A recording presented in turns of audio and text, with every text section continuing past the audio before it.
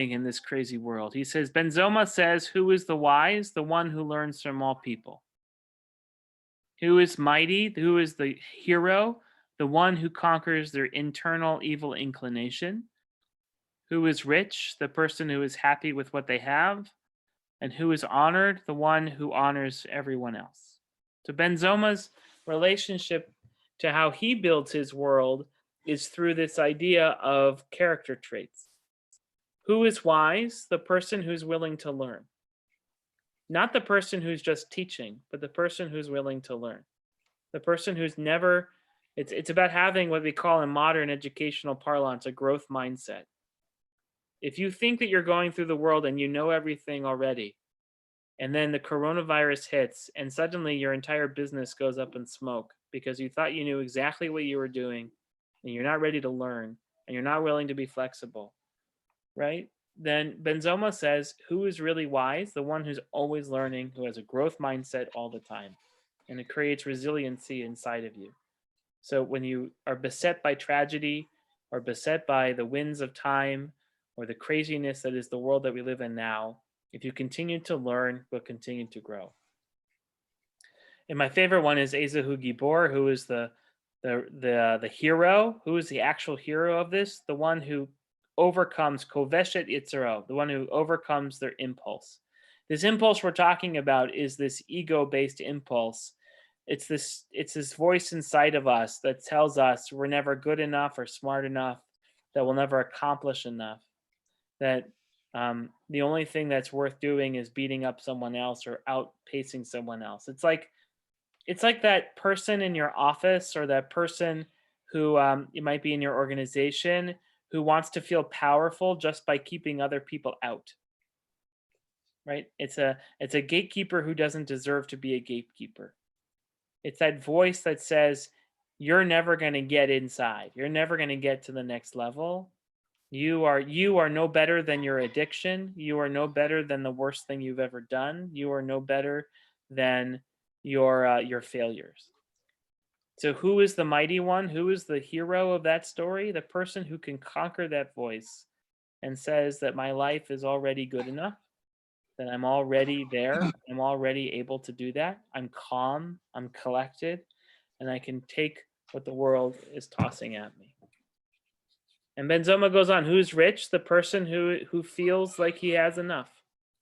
Whether you're physically poor or physically rich, if you feel like you have enough and you're not always looking over your shoulder and you're not coveting your neighbor's car, their vacation, their house, their whatever, then you feel rich. And if you feel enriched by the life you have, you live a happy life. And then who is honored? The person who's honored the most is the person who doesn't deserve it. If you're always looking for honor, then you'll never find it. But if you look for honor in other people, people will honor you.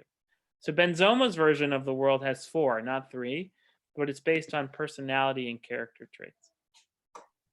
And again, in this world where people feel shut in, this world where people feel isolated, in this world where there's this unseen, unknown phantom of a disease that's out there that everyone is terrified of, I think there is much to learn from each other. There are much things that we have to conquer, and we have to realize that what we have in our life, the privilege that we have, for those of us who are on this call, that we live in a house, that we have a family, that we have food to eat, that itself is considered to be a privilege. And that's a wonderful thing. I just want to add, essentially, I want to add just one more text before we finish tonight, and that's this second to last one. It's a way that we can treat each other in this conversation and in this new world, and how we deal with this trauma. Remember, the Mishnah itself is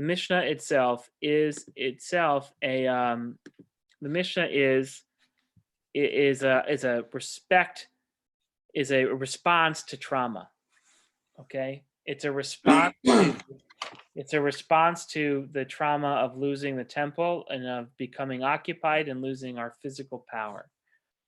And so in moments of trauma, there are going to be these moments where we need to seize control, or where someone else needs to seize control. If the world is spinning out of control and they don't know what to do, they're going to butt in line and they're going to take all the toilet paper, or they're going to try to grab all the hand sanitizer or all the eggs or whatever. And that's because of fear and because of anger and sadness and this lack of control. And if if you have the opportunity there either to look at them and indict them for their decision, or the opportunity to realize that they're acting out of their own sense of trauma. And here the rabbis again have just this wonderful thing. Rabbi Shimon ben Elazar says, Al tirtze et chaverecha b'shat kaso. Rabbi Shimon ben Elazar says, don't try to appease your friend during his hour of rage, of his hour of anger. Sometimes when trauma is so deep, they have to get it out.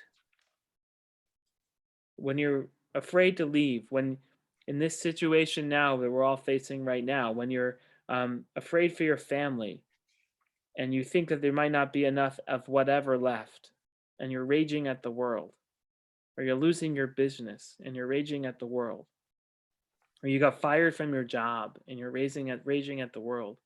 The rabbis say, don't try to go to that person and say, it's going to be okay.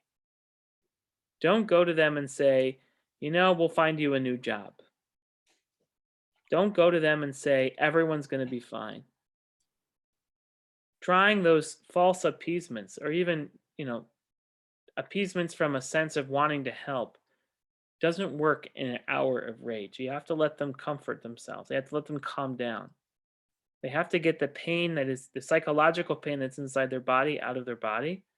That's an expression of anger, of trauma. And when they do that, after they've done that, then they might be able to listen. The next thing he says is, no, don't comfort him in his hour while his dead still lies before him. It's the same kind of idea of when someone experiences a death, especially a tragic death,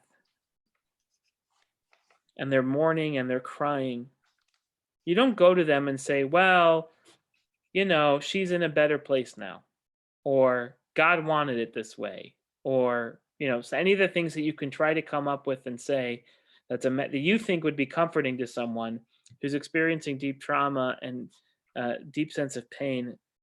Like the rabbis are saying, you have to let these moments stand. Okay?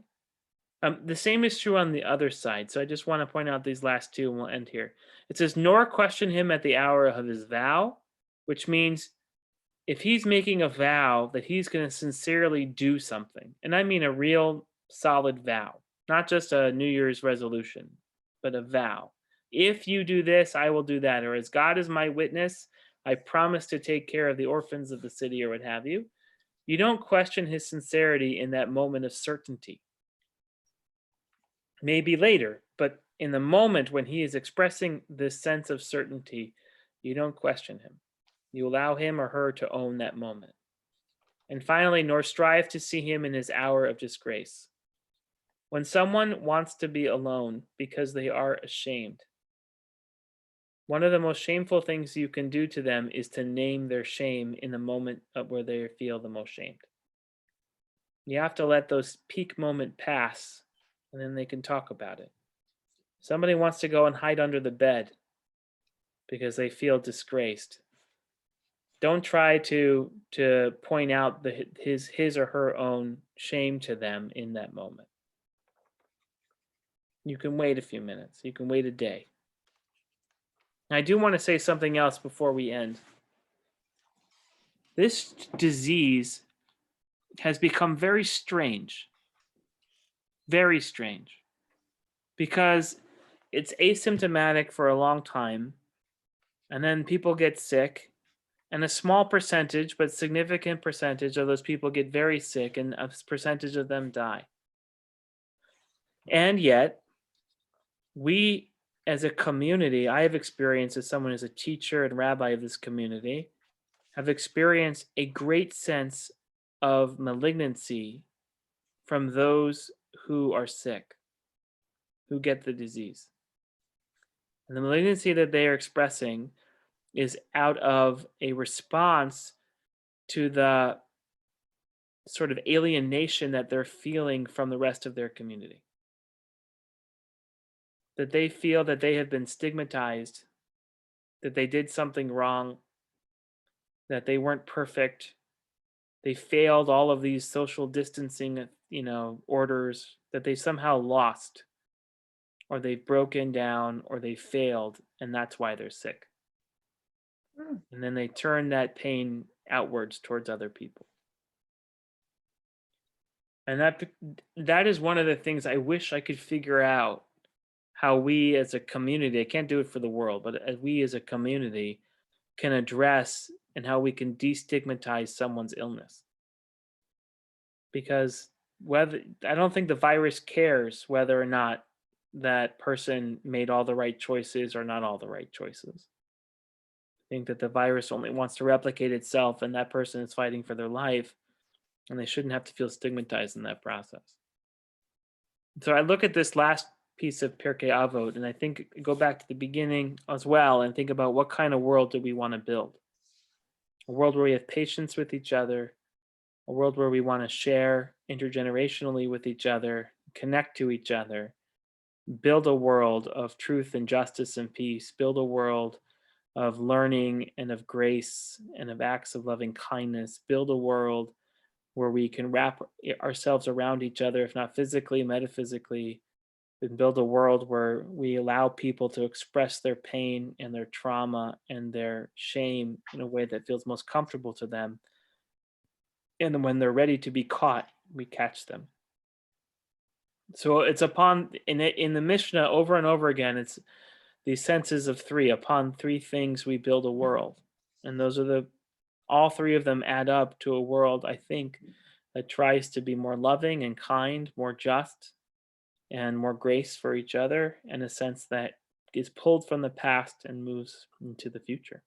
So with that, I'm going to end my part of it. Does anyone have a comment, a question, anything they'd like to say?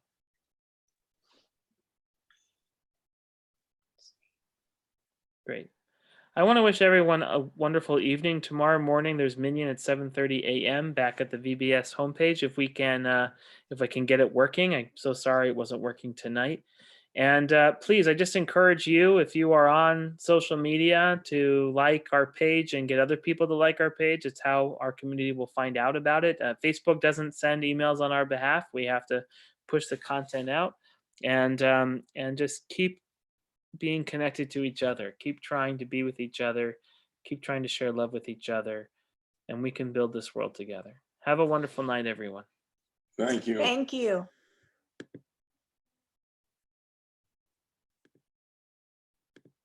That was good, wasn't it? Yeah.